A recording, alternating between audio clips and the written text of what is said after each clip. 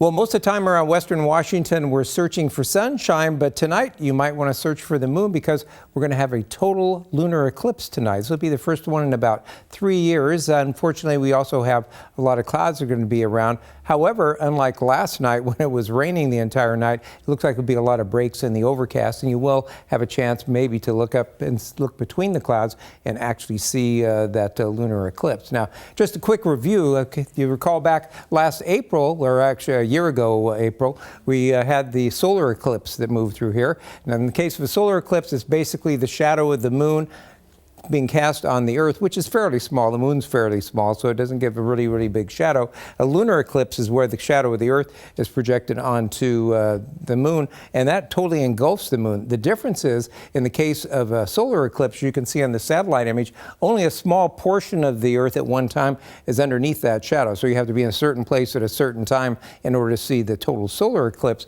But with a lunar eclipse, because the whole moon is engulfed in that shadow, if you can see the full moon, you can actually see the eclipse. So it makes it a lot more flexible as to where you can actually be to watch the eclipse. Main problem here in Western Washington, of course, is finding a place where the clouds don't block it. So starting about mid-evening, it will start to move into the penumbra, and that's kind of the very faint portion of the Earth's shadow. It's kind of like you're looking at a porch light or something, and you have an edge of a building that's blocking part of it. So it's a very light shadow, and most people can't even pick it up and see that. But once it starts to move into the umbra, which is the darker part of the Earth's shadow, then you'll start to see that little bite taken out of the moon, and it'll continue to progress across the moon until it finally swallows the entire moon up. That should be occurring about 11:26 tonight. And while it's in there, it'll move into the deepest part of the shadow. And when it's in that area, you may see the moon turn red. They call it a blood moon because the only light that's hitting the moon at that point is red light. We'll talk more about what causes that in a little bit, but it continues to move through, and it's a little over an hour of totality. And then as we head towards 12:31 a.m., it'll start to leave the umbra. You'll watch the moon gradually come back together, and then as it moves out of there, it'll be into the penumbra, and probably won't be able to tell that portion of the eclipse. In all the years I've looked at eclipses, I've never been able to see the penumbra, but that may have more to do with all the clouds that are usually in the sky when we're trying to watch an eclipse around here. Take a look at the weather we're expecting tonight.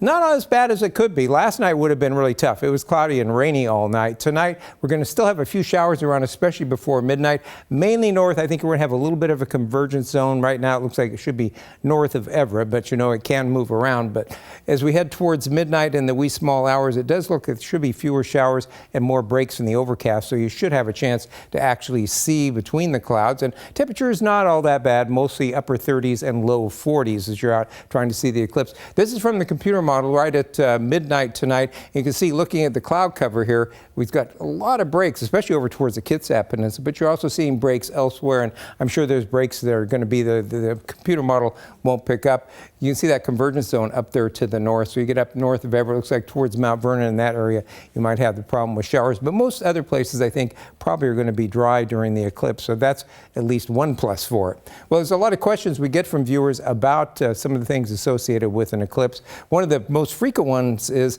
why is the moon red during the totality? Then the reason is pretty interesting. This is what it looks like. This is what it looks like from Apollo 12, looking back during a lunar eclipse.